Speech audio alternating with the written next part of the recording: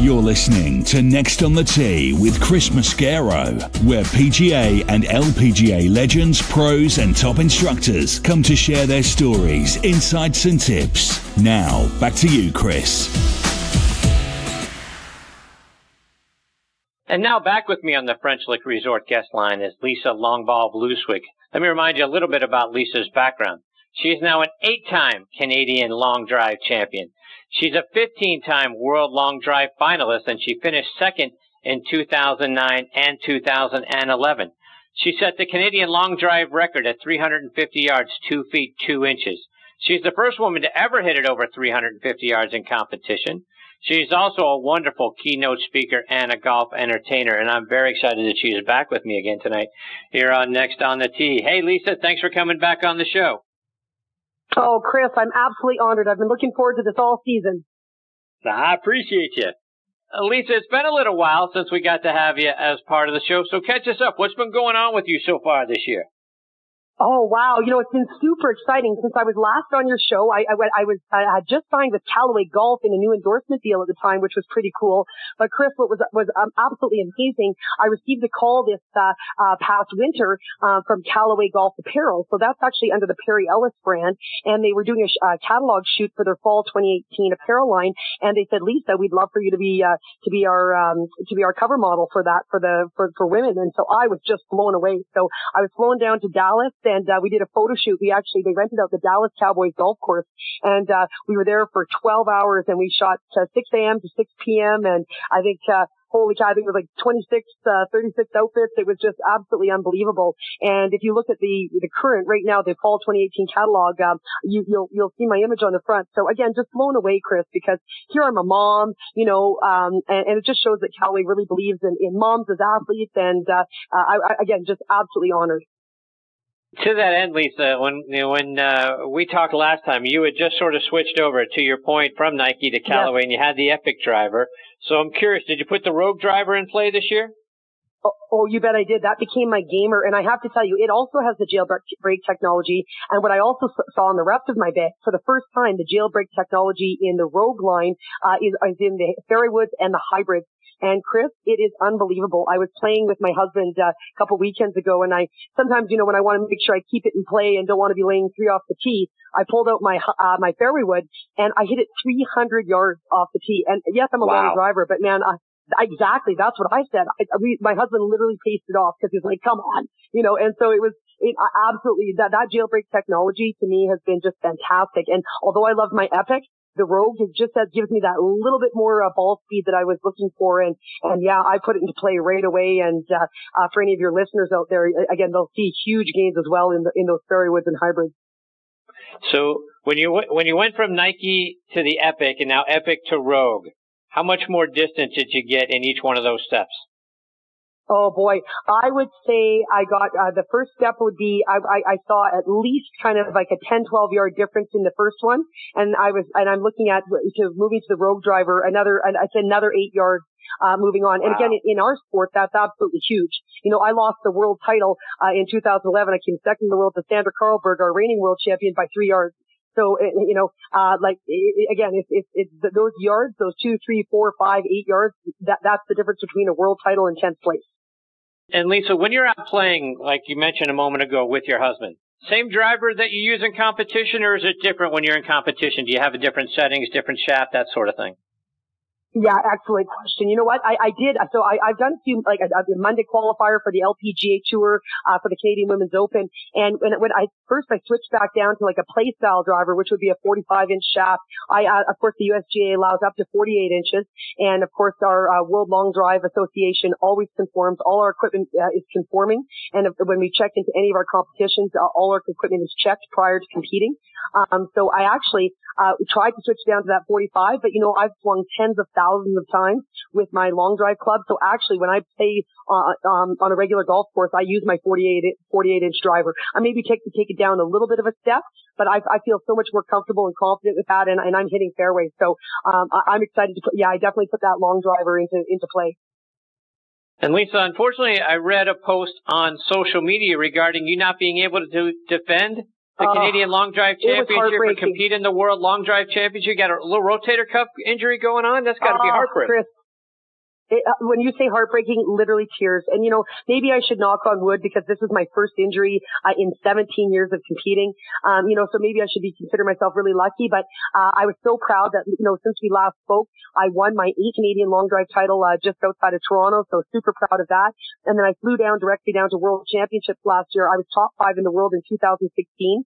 Actually, for the first time, we had shut the Americans out because typically our Americans are some of our stiffest competition on the World Long Drive circuit. So that was just a first time for that, which was crazy. And then last year, I just started to feel the beginning of a rotator cuff problem, and it started to surface a little bit at World Championships. I had a top 10 finish, but I was definitely disappointed, not placing top 5 as I had the year before. And then over the off season, I kind of rested it a little bit, came back to compete at the World Long Drive Tour. There's a tour stops for the World Long Drive Association. This year, the tour stops were in Mesquite, Nevada, Phoenix, Arizona, Tennessee, and Atlantic City, and of course culminating with our World Championships in Thackerville, Oklahoma next week.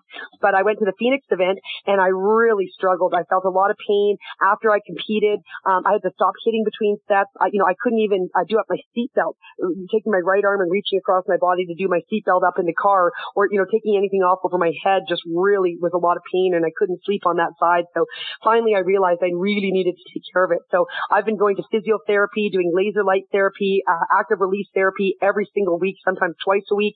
And just recently, and that's been since May, I've started to feel some gains and some improvement.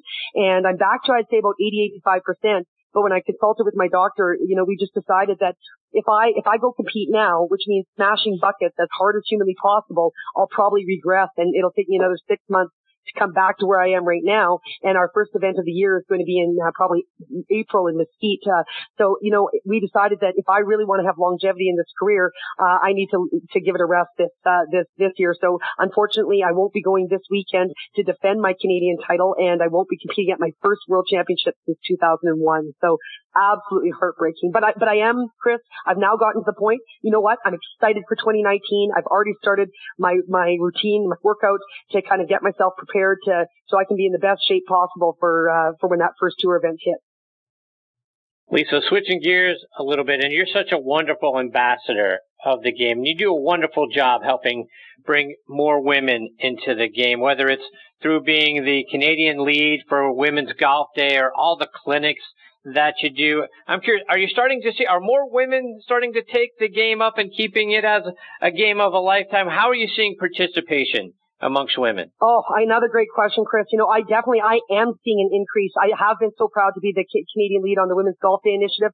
The number of courses and countries that started to participate in Women's Golf Day this year just exploded exponentially. So it was so exciting. And even just again, at golf courses, I'm starting to see more women out there, and I do a lot of corporate and charity golf tournaments as a golf entertainer. And before, it used to be 85% of attendees were men, and the women were back in the office doing the office work while the guys were doing the networking. And now I'm starting to see 75% of tournaments starting to be women, or even all foursomes of all women at some of these corporate and charity events. So I'm definitely seeing an increase.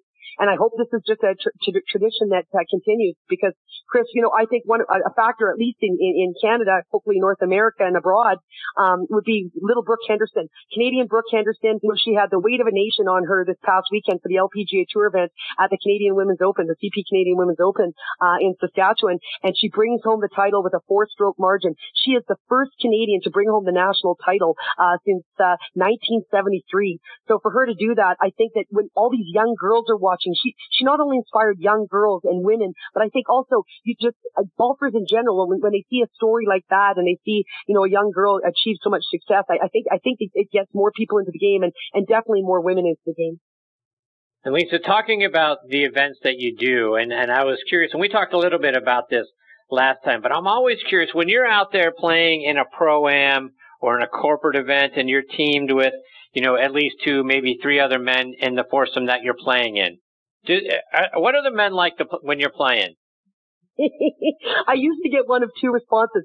When I get up there, first of all, step up to the same tees that they're hitting from, and, they kind of do the double take. And then if I blast at 30, 40, 50 plus yards by them, then they either asking me a million questions and want to know about it, or they're kind of, I've had a few guys that kind of literally walk on the other side of the fairway and don't really want to talk that much, but usually it's the guys who are asking a million questions.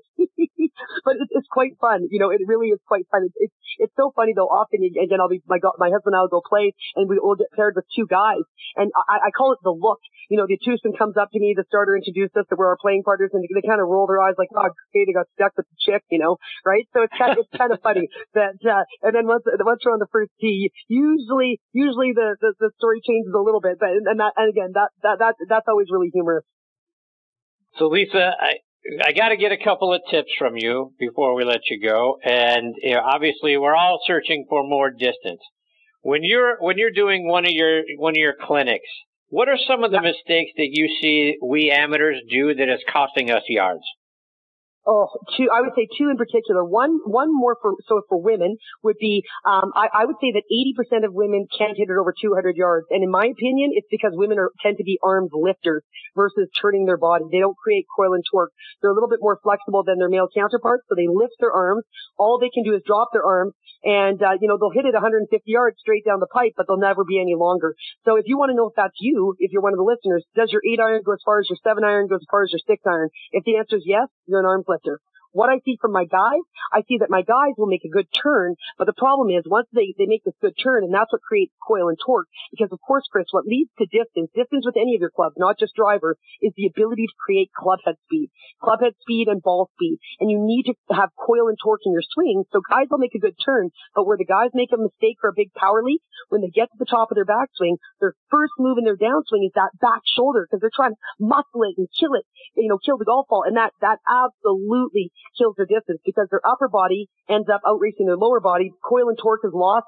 Sometimes there's that big hard pull, and again, usually they're gripping it quite intensely as well. Like that's a big power leak. If you talk to any of the competitors at the World Long Drive Championships next week, they would tell you one of the biggest keys to more distance: relax your grip pressure. Tension is a club head speed killer. So I recommend for all golfers that right before you do your takeaway, take a deep breath out, just a deep breath.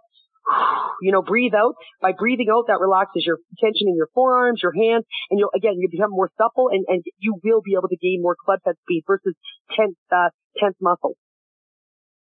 And Lisa, you put a simple golf tip out on your Twitter feed about using foot spray to check club face impact point. Talk about that. Yeah. That's the best $5 fix, Chris, that you'll get in your golf swing this summer. What you want to do is just go out and buy a can of foot spray. And then the reason you want to buy that is it's for impact. Because if you want to hit the ball longer, what's going to help you the fastest also hit it longer is center of face contact. I find if amateurs would look at where their ball pattern is, where they hit it on the club face, sometimes it's on the toes, sometimes it's heel, high face, low face. The more you're getting center of face contact, now you're maximizing your equipment, and you will hit longer golf shots.